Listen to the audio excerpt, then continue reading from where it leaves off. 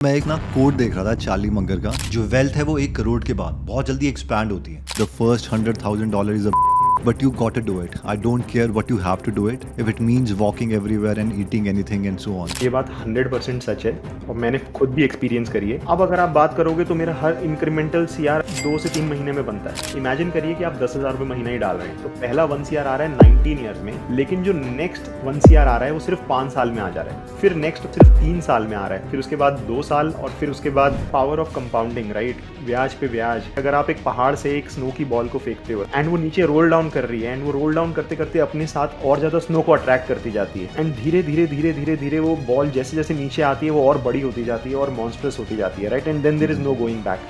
तो कंपाउंडिंग भी exactly same तरीके से वर्क करती है। मैं एक ये वीडियो देख रहा था, पाकिस्तानी है, उनके एंकर थे। वो ये बता रहे थे कि अंबानी ने जो लोन लिया है परसेंटेज की टर्म्स में वो कम है एज कम्पेयर टू जो पूरे देश ने लिया है। बिल्कुल बिल्कुल, मार्केट ही इस तरीके से स्ट्रक्चर्ड है कि गरीबों के खिलाफ है और अमीरों के साथ है। ये जो बड़ी बड़ी कंपनीज हैं ये लाखों हजारों करोड़ लोन लेते हैं एट जो हमें होम लोन मिलता है ना उससे भी कम इंटरेस्ट रेट पे।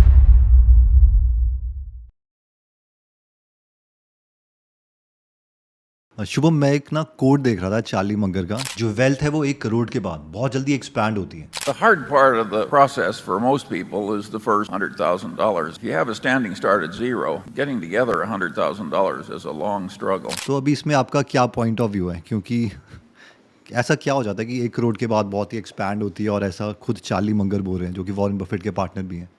बिल्कुल। तो आई थिंक मैं आपको पर्सनल लेवल पे भी बता सकता हूँ, ये बात 100% सच है और मैंने जी। खुद भी एक्सपीरियंस करी है। जी। इनफैक्ट अगर आप वॉरेन बफेट की बात करेंगे तो वॉरेन बफेट की 99% ऑफ द वेल्थ 50 ईयर्स के बाद आई है, जी। राइट? तो बेसिकली ऐसा होता क्या है जिससे जो है एक सर्टन थ्रेशोल्ड के बाद इंडिया में अगर बात करें तो 1 सीआर के बाद इंक्रीमेंटली पैसा बनाना बहुत आसान हो जाता है, जी। राइट? तो मैं आपको एक स्टोरी बताता हूँ। बेसिकली जैसे जब से हमारा वो पॉडकास्ट आया ना, काफ़ी सारे लोगों का मेरे पास फ़ोन आता है कि फायर के बारे में, कि कैसे मैं जो है रिटायर हो सकते हैं एंड कैसे में हम फाइनेंशियली इंडिपेंडेंट हो सकते हैं। तो एक बंदे का फ़ोन आया रिसेंटली एंड आई थिंक उन्होंने बोला कि भाई मेरा फायर नंबर जो है 5 सीआर का था, अभी मैं ऑलरेडी 5 सीआर पे आ गया हूँ एंड देन समहाउ उनको ये लग रहा था कि अभी अगर मैं जॉब छोड़ूंगा तो मतलब उनका मेन कंसर्न ये था कि क्या ये सही टाइम है छोड़ने का, क्योंकि उनको कहीं ना कहीं ये डर लग रहा था कि मेरा मेरा कैलकुलेशन ठीक है या नहीं, आगे जाके कोई प्रॉब्लम तो नहीं आ जाएगी इस तरीके से। जी।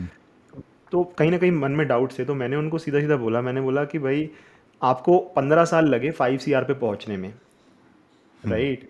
ठीक है, आपके पास अभी 5 सीआर है, आपका फायर नंबर भी 5 सीआर है, लेकिन जो अगर आपको मैं बोलूं कि आप 8 सीआर पे पहुंच जाओगे, ये 5 सीआर की जगह अगर हम 8 सीआर पे बात कर रहे होते, राइट, तो क्या आपकी ये सेम डाउट्स होते? तो उन्होंने बोला नहीं नहीं होते, फिर तो मेरे पास एक डिसेंट क्वेश्चन होता, राइट? जी। तो मैंने बोला कि भाई अगर 15 साल आपको लग रहे हैं ना 5 सीआर पे पहुंचने में, तो 8 सीआर पे पहुंचने में 15 साल नहीं, हार्डली आपको 2 या 3 साल लगेंगे, राइट? डिपेंडिंग ऑन आप जिस कैगर पे आप ग्रो करे हो। तो जी। बेसिकली वही है पावर ऑफ कंपाउंडिंग, राइट? ब्याज पे ब्याज। तो मतलब आपके साथ भी ऐसा हुआ है आई थिंक पोर्टफोलियो में। बिल्कुल सभी के साथ होता है, मतलब मेरे साथ क्या, इनफैक्ट सबके साथ होता है। मैं जी। पर्सनली आपको बताऊं तो मेरा जो पहला 1 सीआर था जी। वो आने में मुझे ऑलमोस्ट, मतलब at a very high saving rate, almost 5 साल लगे थे, जब राइट? से आपने जॉब स्टार्ट करी थी। जब मैंने जॉब स्टार्ट करी थी, राइट? एंड बेसिकली वो भी आप बोलो कि अगर उन 5 सालों में भी बोलोगे ना, तो वो लास्ट 1 डेढ़ साल में ही मैक्सिमम अमाउंट आया था, क्योंकि उस टाइम पे मैंने जॉब स्विच करी थी, हायर पेइंग जॉब पे गया था, राइट? जी। बट अभी अगर आप बात करो इस बात को, अब ऑलमोस्ट मतलब 13-14 साल हो गए। अब अगर आप बात करोगे तो मेरा हर इंक्रीमेंटल सीआर अगर मार्केट ठीक कर रही हो तो 2 से 3 महीने में बनता है, राइट? जी। क्योंकि अब जो बेस है वो 1 सीआर से उठ के अब ऑलमोस्ट 20 सीआर का बेस हो गया है, राइट? अब उस 20 सीआर के बेस पे अगर मैं मतलब 15% की कंपाउंडिंग भी लगाता हूँ, राइट, कुछ महीनों में 1 सीआर बनता है, तो वो बिल्कुल सच बात है। एंड इनफैक्ट इसको आप वैसे इमेजिन कर सकते हो एक स्नोबॉल की तरह। इनफैक्ट वॉरेन बफेट ने भी बिल्कुल वैसे ही एग्जांपल दिया है कि अगर आप एक पहाड़ से एक स्नो की बॉल को फेंकते हो, राइट, एंड वो नीचे रोल डाउन कर रही है एंड वो रोल डाउन करते करते अपने साथ और ज़्यादा स्नो को अट्रैक्ट करती जाती है, राइट? एंड धीरे धीरे धीरे धीरे धीरे वो बॉल जैसे जैसे नीचे आती है वो और बड़ी होती जाती है और मॉन्स्ट्रस होती जाती है, right? And then there is जी। No going back. तो राइट। कंपाउंडिंग भी एग्जैक्टली सेम तरीके से वर्क करती है। जी शुभम, ये जो 1 करोड़ है पहला, वो मुश्किल होता क्यों है? इसका सिर्फ एक ही रीज़न है या काफ़ी रीजंस हैं? नहीं नहीं, इनफैक्ट काफ़ी सारे रीजन हैं और मोस्ट इम्पॉर्टेंट रीज़न ये है कि जो पहला 1 CR है ना, पहली बात जी, तो कंपाउंडिंग ऐसे वर्क करती है कि वो टेल एंडेड होती है, जैसे मैं कह रहा था, राइट? जी, तो मैं आपको एक एग्जांपल लेके बताता हूँ। तो जैसे अगर मान लीजिए आप कहीं पे जॉब करते हैं और आपकी सेविंग जो है 10,000 रुपये महीना की है, और हर महीने आप वो 10,000 रुपीज़ उठा करके एक इंडेक्स फंड में लगाते हैं, राइट? जी, लॉन्ग टर्म में इंडेक्स फंड लगभग 13% के रिटर्न दिया है हिस्टोरिकली, तो मैं मान के चल रहा हूँ कि आपको 13% के रिटर्न आएंगे, जी, राइट? तो देखिए 10,000 रुपये महीना अगर 13% से ग्रो करता है, तो जो पहला 1 CR है ना, जी, वो पहुंचने के लिए आप इमेजिन करिए 19 ईयर्स लग जाते हैं, वाओ! राइट? अगर आप हर महीने ऑब्वियसली, लेकिन इसमें मैं वो इंक्लूड नहीं कर रहा हूँ कि आप जो है आप ज़्यादा सेव करेंगे और आप मंथली भी अपनी वो बढ़ाते जाएंगे SIP, लेकिन इमेजिन करिए कि आप 10,000 रुपये महीना ही डाल रहे हैं, राइट? जी, तो पहला 1 CR आ रहा है 19 ईयर्स में, लेकिन जो नेक्स्ट 1 CR आ रहा है वो सिर्फ 5 साल में आ जा रहा है। हुँ, फिर नेक्स्ट जो 1 CR है वो सिर्फ 3 साल में आ रहा है, फिर उसके बाद 2 साल, और फिर उसके बाद एक बार आप 6 CR पे पहुंच गए तो फिर तो कुछ कुछ महीनों में 1 CR बनता जा रहा है, पूरा 1 साल भी नहीं लग रहा, जी, हुँ, राइट? तो मोस्ट इंपॉर्टेंट रीजन तो देखिए यही है कि पावर ऑफ कंपाउंडिंग इस तरीके से ही वर्क करती है। जी, लेकिन आपने पूछा कि हार्ड क्यों है, हार्डेस्ट क्यों है पहला 1 CR, हुँ, और उसके लिए जो मेजर रीजन है ना, वो ये दूसरा पॉइंट है, वो है डेप्रीवेशन। जी, क्योंकि ये जो पहला 1 CR होता है, ये कमाने के लिए आपको अपना सेविंग बढ़ाना पड़ता है, राइट? हुँ, आप ज़्यादा बेसिकली ट्वीक नहीं कर सकते। तो बेसिकली इमेजिन करो कि अभी अभी आप कॉलेज से निकले हो, आपकी नई नई जॉब लगी है 25,000 रुपये महीने की, जी, राइट? अब आपकी जो जो मिनिमम खर्चे हैं, राइट? आप कहीं ना कहीं रहेंगे, लेट से 10,000 रुपये महीना आपका जो है आपके अकोमोडेशन में चला गया, राइट? पाँच जी, हज़ार रुपये महीना आपके खर्चे में चला गया, जो कि आपके रोज़मर्रा की चीज़ें हो गई, राइट? हुँ, उसके अलावा कहीं ना कहीं घूमने भी जाएंगे, 5,000 रुपये वहाँ चला गया। तो उस 25,000 की सैलरी में आप कितना भी ट्राई कर लीजिए, आप 20,000 से कम खर्च नहीं कर पाएंगे। बेसिकली अगर आपका गोल है 1 CR पे पहुंचना, तो आपको इंक्रीमेंटली अपनी सेविंग बढ़ानी है, तो वो जी, आएगी डेप्रीवेशन से, जी, राइट? आप अपने लाइफस्टाइल को बिल्कुल डाउनग्रेड करोगे, आप ट्रैवल एक्सपेंसेस बिल्कुल कर्टेल कर दोगे, आप घूमना फिरना बंद कर दोगे, राइट? तो हुँ, आप पूछ रहे थे हार्डेस्ट क्यों है, वो इसीलिए हार्डेस्ट है क्योंकि वो जो सेविंग है ना, वो हुँ, अपने आप को डिप्राइव करके ही आती है इनिशियली, राइट, राइट? लेकिन आप एक बार अगर आप मानिए अपने करियर में थोड़े टाइम में आप स्पेंड कर दिए, आप ऑलरेडी अब आपकी सैलरी लेट से कि 50,000 रुपये महीना हो चुकी है 25,000 से शुरू करके, जी, राइट?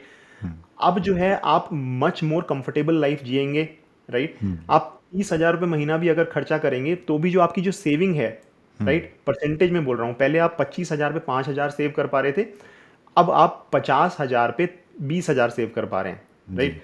तो हुँ, परसेंटेज वाइज जो आपकी सेविंग है वो काफ़ी ज़्यादा डिफरेंस आ जाता है, अगर आप अपने ऑब्वियसली खर्चों को एक्सपोनेंशियली नहीं बढ़ा रहे हैं तो। जी, आई थिंक आपने सेम चीज़ जो है अपने, अगर जब आप कोई भी जो है ना यूट्यूब चैनल ग्रो करता है, राइट, आपने सेम हुँ, चीज़ वहाँ पे भी ऑब्जर्व करी होगी, जी, हुँ। राइट?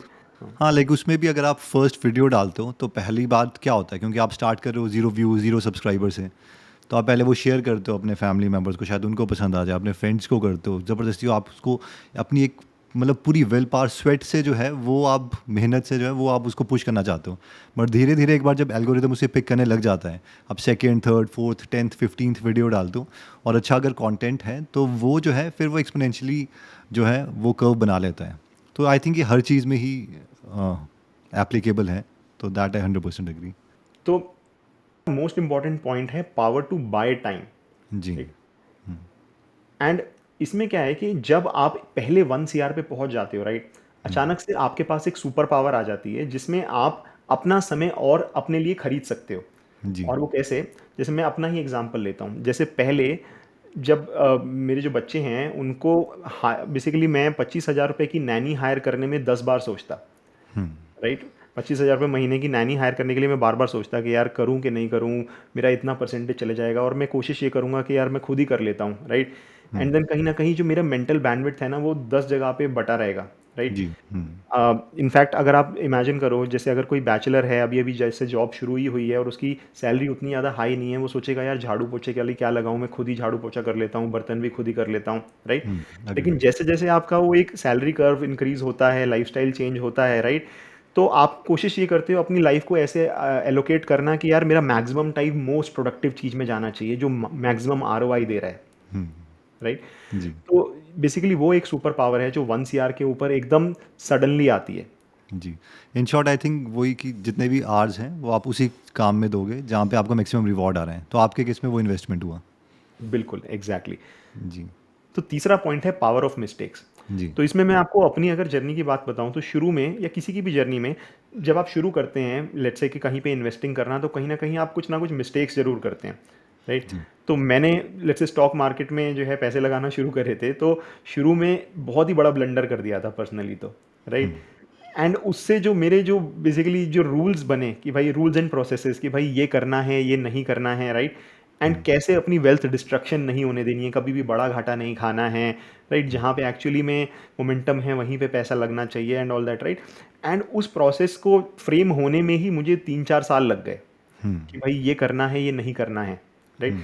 तो जो पावर ऑफ मिस्टेक्स है या लर्निंग आप बोल सकते हैं वो धीरे-धीरे आती है एंड देन एक बार आपको वो चीज़ आ जाती है ना, then you just have to repeat. तो वो बेसिकली धीरे-धीरे लीनियरली होता है मिस्टेक्स करते-करते एंड देन एकदम से स्पाइक करता है, राइट? एक्सप्लोड करेगा उसके बाद। एग्जैक्टली एक्सप्लोड करता है। तो लर्निंग का भी सिमिलर है एंड सेम चीज़ आपका आउटकम में दिखता है। तो वही वंस यार इवन दो मॉनेटरी टर्म्स में हम शायद इमेजिन मतलब कंपाउंडिंग को बोलते हैं लेकिन लर्निंग के टर्म्स में मतलब जो पावर ऑफ मिस्टेक्स है वो उतना ही इंपॉर्टेंस रखता है जितना एक्चुअली में कंपाउंडिंग है एंड वो धीरे धीरे आता है एंड देन वंस ईयर तक जब आप पहुंचते हो तो ऑलरेडी एक decent amount of learning processes आपके सेट होते हैं, आपको क्या करना है, क्या गलतियां कर चुके हो। इन शॉर्ट आई थिंक वही वाला स्किल सेट जो है हम बाकी के जो सीआरज हैं वो बनाने में यूज़ कर रहे हैं। एग्जैक्टली तो वो फेवर में एक और कार्ड जो है वो लाइन हो गया हमारे। हाँ, तो इनफैक्ट मैं आपको एक रियल स्टोरी बताता हूँ। मेरा एक फ्रेंड है जो कि एक हाई पेइंग जॉब में है, डायरेक्टर है एक बड़ी कंपनी में, एक एमएनसी में, राइट? जी। वो मेरे घर पे लंच पर आया, उससे मैं बात कर रहा था। ऑलरेडी उसका पैकेज मोर देन 1 सीआर हो गया है, राइट? एंड उसका जो सेविंग ऑल था बेसिकली ऑलरेडी पिछले 15 सालों में घिस-घिस के उसने 10 सीआर का पोर्टफोलियो बना लिया था, जी। राइट? एंड लेकिन बेसिकली अभी भी उसका जो पूरा अटेंशन है वो है एक तरीके से अपनी जॉब पर, जो कि मैं ये नहीं बोलूँगा कि गलत है लेकिन मेरा एडवाइस उसे सबसे पहले ये था कि भाई अब ये जो 10 सीआर का कॉर्पस है, राइट? इस पॉइंट ऑफ टाइम पे यहाँ पर अगर आप अपने कैगर में इंक्रीमेंटल 2-4% का रिटर्न भी अगर एक्स्ट्रा कमा लोगे, राइट? तो जो आपकी सैलरी से आरओआई आ रही है ना उसे 100% बीट कर देगा, राइट? इस 10 सीआर के पोर्टफोलियो पे अगर आप 10% कमा रहे हो तो आपकी ऑलरेडी सैलरी के बराबर हो जाएगा, राइट? जी। लेकिन अगर आप वो 20% बना रहे हो तो वो 2 सीआर होता है पर ईयर जो कि आपकी सैलरी से डबल आरओआई दे सकता है, राइट? राइट। तो इस पॉइंट ऑफ टाइम तो इनफैक्ट हर बंदे के लिए वैलिड है कि जब आप एक सर्टेन लेवल पर पहुंच जाते हो, राइट? तो जो एसेट एलोकेशन है वो एक मेजर मेजर कंपोनेंट हो जाता है और वो सही करना बहुत ज़रूरी हो जाता है। जी। आई थिंक इस पे कोट भी एक बहुत अच्छी कि what got you here won't get you there.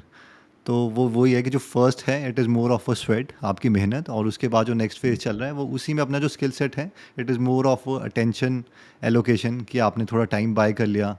अब एक्चुअल में तो बाय नहीं कर सकते बट जो आप कहीं और स्पेंड कर रहे थे ना वो आप सिर्फ अपना जो 80-20 है उसी में अप्लाई कर रहे हो कि जहाँ सबसे ज़्यादा रिवॉर्ड मिल रहा है। एग्जैक्टली आई थिंक सेम चीज़ अगर आप आपके एक्सपीरियंस में भी होगा कि अगर आप कोई स्टार्टअप कर रहे हो, राइट? और शुरू में आप 2-3 लोग हो तो आपकी पूरी की पूरी एनर्जी जाती है कि यार कोड करो, ये करो, मार्केटिंग करो, सब कुछ आप खुद करना चाहते हो। आप जल्दी से जल्दी चाहते हो कि ज़्यादा क्योंकि ऑब्वियसली आपके पास ज़्यादा पैसे नहीं हैं ये सब आउटसोर्स करने के लिए, तो आप आपकी जो इनिशियल एक एक कट ऑफ आप बोल सकते हो वहाँ तक पहुँचने के लिए जो मेहनत है वो क्रेजी जाती है। आप 20-20 घंटे काम करते हो पागलों की तरह कि आप एक सर्टन थ्रेशोल्ड तक पहुँच जाओ, राइट? जी।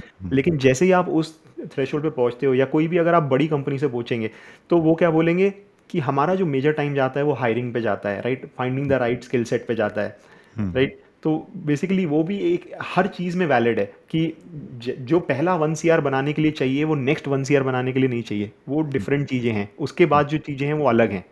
जी। अग्रीड। तो नेक्स्ट जो पॉइंट है वो है पावर ऑफ मार्जिन, राइट? इसमें मैं बेसिकली क्या बताना चाहता हूँ कि इमेजिन करो कि आप एक हम्बल बैकग्राउंड से हो, आपको अभी कुछ ही साल हुए हैं जॉब करते हुए या आपका अपना कोई बिजनेस है बिजनेस करते हुए एंड आपको अपना घर बनाना है, आप होम लोन लेने के लिए जा रहे हो, राइट? जी। आप किसी भी बैंक पे जाओगे, कोई भी बड़ा बैंक आपको लोन नहीं देगा और वो लोन इसलिए नहीं देगा क्योंकि अभी आपका कोई क्रेडिट स्कोर नहीं है, उनको ये नहीं पता कि एक्चुअली में आप पैसा वापस दोगे या नहीं। आप बिज़नेस करते हैं और आपकी कोई फिक्स्ड इनकम नहीं है, फिर आप पहुँचोगे किसी ना किसी स्मॉल फाइनेंस बैंक्स पे, राइट? और जितने भी स्मॉल फाइनेंस बैंक्स हैं, ये जो लोन देते हैं वो 15 से 30% देते हैं, राइट? हाँ, मैक्सिमम लोगों को मतलब अगर आप छोटे शहरों में कोई नॉर्मल दुकानदार है या कोई भी काम कर रहा है तो जो जो लोन मिलता है वो बेसिकली अगर आप प्राइवेट में ले रहे हो तो पर मंथ पे मिलता है 2% पर सैकड़ा, राइट, पर महीना, यानी कि 2% पर मंथ पर ईयर। या जी फिर अगर आप किसी एनबीएफसी या किसी स्मॉल फाइनेंस बैंक में भी जाओगे तो एक बहुत क्रेजी रेट, मतलब मैंने खुद अपनी आंखों से देखा है, 25% रेट पे लोगों ने लोन उठाए हैं फ्रॉम दीज प्राइवेट एनबीएफसीज और small finance bank. Because they don't have a credit score और not they credit don't history. Have. हाँ, मतलब दो चीज़ें हैं, पहली बात तो ऑब्वियसली उनका क्रेडिट स्कोर नहीं है, एंड देन उनकी इनकम जो है वो कंसिस्टेंट नहीं है, राइट। जी वर्सेस अगर कोई अमीर है, राइट, ऑलरेडी एक एक डिसेंट उसके पास सिक्योरिटी है कि भाई ठीक है कुछ नहीं होगा तो मेरा प्लॉट गिरवी रख दो, राइट, पीछे से मेरी जो है एक ऑलरेडी एक स्टेडी इनकम है और डिसेंट इनकम है, मैं लोन लेने जाऊंगा तो मुझे बेसिकली मिल जाएगा 9% 10% पे होम लोन, राइट। जी तो ये जो पूरा का पूरा मार्केट स्ट्रक्चर्ड है वो इस तरीके से है कि अमीरों की हेल्प करता है और गरीबों को जो है बेसिकली रिवॉर्ड नहीं करता। इनफैक्ट मैं तो अपनी बात कर रहा हूँ, आप अगर रिलायंस या ये टीसीएस, ये जो बड़ी बड़ी कंपनीज हैं, आप इनकी बैलेंस शीट उठाकर देखिए, राइट, ये लाखों हजारों करोड़ लोन लेते हैं एट जो हमें होम लोन मिलता है ना उससे भी कम इंटरेस्ट रेट पे।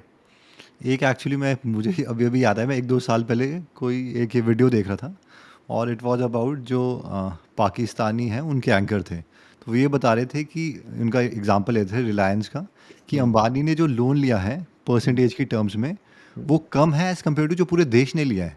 बिल्कुल, बिल्कुल। जो अंबानी की रेटिंग है या उनकी कंपनी की रेटिंग है उसमें मतलब जब कंट्री उठा रहा है तो अपनी क्रेडिट रेटिंग, कंपनी की भी क्रेडिट रेटिंग्स होती हैं बाय द वे, जी तो वो उसके हिसाब से पैसे उठाता है, राइट।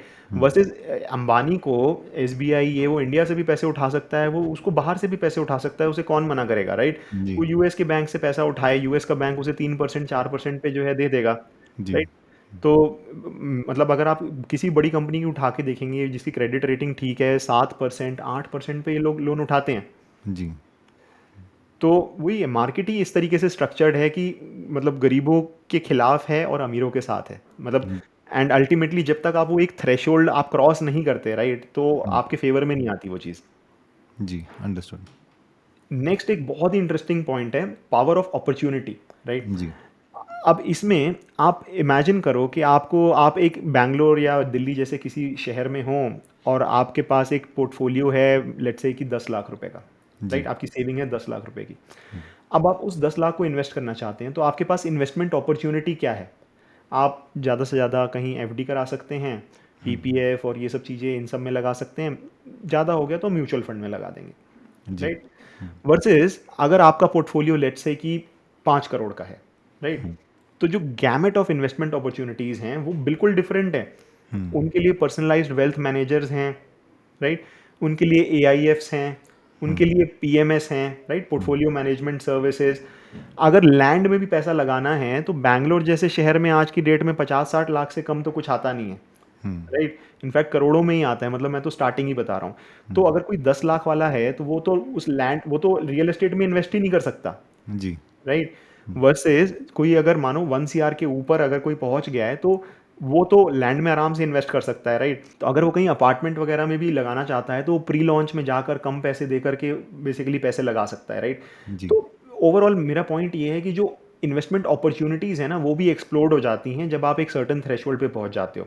जी सो मेन अब सवाल तो ये आता है कि ऑब्वियसली ये पता चल गया कि 1 CR के बाद कुछ तो हो रहा है, चाहे अपॉर्चुनिटीज़ बढ़ रही हैं, चाहे आप अपना जो टाइम है वो एक अच्छी प्रोडक्टिव जगह में लगा सकते हो एंड सो ऑन। बट सवाल ये है कि 1 करोड़ अब मतलब अचीव कैसे किया जाए, वो क्या मेथड्स हैं जिससे हम वो 1 करोड़ अचीव कर सकते हैं फर्स्ट। तो देखिए, सबसे पहले तो हमें ये समझना होगा कि कंपाउंडिंग वर्क कैसे करती है, राइट। जी जैसे हमने देखा कि कंपाउंडिंग टेल एंडेड है, तो इसका मतलब ये है कि आप जितना ज़्यादा लंबा टाइम स्पेंड करेंगे, राइट, जितने ज़्यादा, जैसे वॉरेन बफेट अगर आप देखिए तो वो इतने ज़्यादा अमीर क्यों हैं? वो इसलिए इतने ज़्यादा अमीर नहीं है क्योंकि उन्होंने बहुत ज़्यादा तेज कैगर पे जो है अपने पैसे को ग्रो किया है। उनका कैगर 20-21% के आसपास ही है, जी लेकिन जो टाइम उन्होंने स्पेंड किया है, राइट, 11 साल की उम्र से आज 90+ हो गए, राइट। तो जो पावर ऑफ टाइम है वो आपके फेवर में है। जी तो अगर तो मोस्ट इंपॉर्टेंट चीज़ है कि start as early as possible, got right. It. तो जितना ज़्यादा टाइम आप स्पेंड करेंगे, जितना ज़्यादा टाइम आप इन्वेस्टेड रहेंगे, अपने आप ही जो है आपके फेवर में आता जाएगा, एंड देन अल्टीमेटली जो है आपका 1 CR जल्दी बनेगा। जी शुभ, एक बहुत ही इंटरेस्टिंग बुक है मिलियनेयर फास्ट लेन। तो यहाँ पर अगर आप देखिए कि यहाँ पे इन्होंने बड़ा एग्जांपल दिया था कि मान लीजिए आप हर साल भी अपना अमाउंट डबल करते हो तो यहाँ पर एज 21 से लेके एज 60 तक इन्होंने बताया हुआ है। तो ये बोल रहे हैं कि आपको यार 40 साल लग जाएंगे उतना अमाउंट क्रिएट करने के लिए। और वो इसमें ये थियरी देते हैं कि एक फास्ट लेन भी है कि आप जल्दी भी अचीव कर सकते हो, यानी जो आप एज 50 में अचीव करना चाह रहे हो आप हमेशा ये सोचते रहो कि ये वाला अमाउंट कैसे अचीव हो सकता है। तो आपका इसमें क्या हाँ, टेक है? नहीं एक्चुअली बिल्कुल सही है। जी। इसको मैं बोलूँगा शॉर्टकट राउट। In fact okay. जैसे अभी हमने भी डिस्कस किया था, राइट, हम्म। कि अगर आप 10,000 रुपये महीना सेव कर रहे हो तो पहला 1 CR पहुंचने में 19 साल लग रहे थे। फिर जी। उसके बाद अगला 1 CR पहुंचने में सिर्फ 5 साल लग रहे थे, जी। राइट। अगर मैं किसी तरीके से शॉर्टकट लेके वो 19 साल को कट डाउन कर दूं, हम्म। राइट, और वो आई थिंक कोई भी बात नहीं करता, और वही मोस्ट इंपॉर्टेंट पार्ट है। क्योंकि जैसे हम बोल रहे हैं पहला 1 CR आ रहा है डिप्रीवेशन से, राइट, लेकिन क्या इसके कुछ शॉर्टकट्स हो सकते हैं। शायद आप कोई साइड हसल शुरू कर सकते हो, राइट। जी। शायद आप जो है अपनी सेविंग रेट को इंक्रीज कर सकते हो, किसी तरीके से जो है आप ज़्यादा से ज़्यादा सेव कर सकते हो इनिशियल डेज में, राइट। जी। क्योंकि बाद में उतना ज़्यादा पेन नहीं लगेगा, बाद में एनीवेज ईजी हो जाएगा ज़्यादा सेव करना, राइट। हम्म। एंड जैसे मेरे केस में मैंने पर्सनली क्या करा था, मैं तो चुपचाप यूएस चला गया था, राइट। जी। एंड यूएस जा करके वो जो टाइम है एनीवेज वो 1/5 हो जाता है। तो जो काम 20 साल में होना था वो काम हो गया 5 साल में। हम्म। देखिए एक और इम्पॉर्टेंट चीज़ जो आप कर सकते हो वो बेसिकली है इनिशियल करियर में ना, जो जॉब स्विचिंग है वो बहुत ही ज़्यादा इंपॉर्टेंट है। जी। खासकर अगर आप आईटी के बंदे हो तो आप मान के चलो कि एक जॉब से दूसरी जॉब, दूसरी जॉब से तीसरी जॉब, 25-30% का चुपचाप हाइक लेते रहो। इनिशियली आपको नहीं समझ में आएगा, आप लॉयल्टी दिखाओगे कंपनी के लिए, आपको लगेगा कि नहीं यार मेरा बहुत ही ज़्यादा मेरे लिए इंपॉर्टेंट है एक ही कंपनी में बना रहना।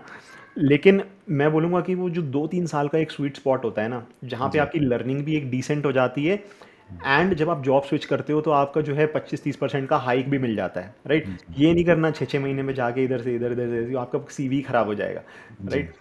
तो और अगर आप आईटी के नहीं भी हो, राइट, तो आज की डेट में अपॉर्चुनिटीज़ की कोई कमी नहीं है, राइट। आज की डेट में चाहे आप डिजिटल मार्केटिंग ले लो, चाहे आप अमेज़ॉन पे कुछ बेच लो, चाहे आपका कोई इंटरेस्ट है तो यार आज की डेट में आप कोर्सेज बना लो digital, ji. Right.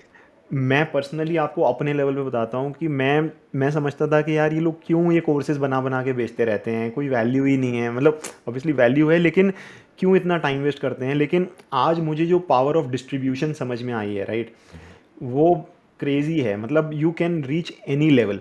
Right. And मैं एक रिकमेंडेशन डेफिनेटली दूंगा, भले ही आप कुछ भी करो या ना करो, आप अपनी एक ऑनलाइन प्रेजेंस तो बिल्ड करके रखो, जी। राइट। हम्म। एक यूट्यूब चैनल बना लो, ट्विटर पे एक्टिव हो जाओ, कहीं ना कहीं आप जो भी काम कर रहे हो, राइट। आप अगर एआई का काम कर रहे हो तो एआई के बारे में पोस्ट करते रहो, आप अगर मैन्युफैक्चरिंग में हो तो मैन्युफैक्चरिंग के बारे में पोस्ट करते रहो। एंड आप रियलाइज नहीं करोगे, एक वो जो कंपाउंडिंग आएगी ना, एक बार वो चीज़ बड़ी हो गई, राइट। हम्म। एंड आप फिर उसके बाद कुछ भी बेचना चाहोगे, कुछ भी करना चाहोगे, तो आप बहुत इजीली कर सकते हो वो काम, राइट। क्योंकि ऑलरेडी लोग आपके ऊपर ट्रस्ट करते हैं, आपको फॉलो करते हैं। तो वो मतलब उसकी जो पावर है डिस्ट्रीब्यूशन की, वो मुझे बहुत लेट समझ में आई। एंड आई फील अगर कोई भी जना अगर करियर को शुरू कर रहा है उसके लिए बहुत इंपॉर्टेंट है, बहुत ज़्यादा अच्छा रहेगा। जी, अग्रीड। आई थिंक मतलब स्टार्टिंग में जॉब के साथ साथ वो साइड हसल करता रहें। और मतलब मेरी रिकमेंडेशन ये रहेगी कि जो भी वो कर रहे हैं वो एक ही चीज़ पे अटेंशन दें। नॉर्मली लोग क्या करते हैं कि पहले ये भी कर रहे हैं, साथ में यूट्यूब चैनल भी खोल लिया, साथ में ये तीसरी चीज़ भी कर ली। तो आप ऐसा नहीं कर सकते कि आप 10% टाइम यूट्यूबर हो, 10% टाइम आप डिजिटल मार्केटर भी हो, 10% टाइम ये भी हो। तो एवरेज मतलब आप किसी में भी आगे नहीं बढ़ पाओगे। तो हर चीज़ में आई थिंक वो जो बहुत ज़्यादा वेल्थ है, और मेरी समझ से तो हर चीज़ में जो है वो 1 CR कमाया जा सकता है। तो वो जो फर्स्ट मतलब जो भी है आप एक ही चीज़ में समय दीजिए, और मोस्ट प्रोबेबली आई थिंक जो आपका फर्स्ट 1 CR है हमारी तरफ आप से आई थिंक वो हो जाएगा। डेफिनेटली आप उसको जी। डेफिनेटली शॉर्ट कर सकते हो। ठीक है, thank you so much Shubham for coming in the podcast. Bye bye, take care, bye bye everyone. Bye bye.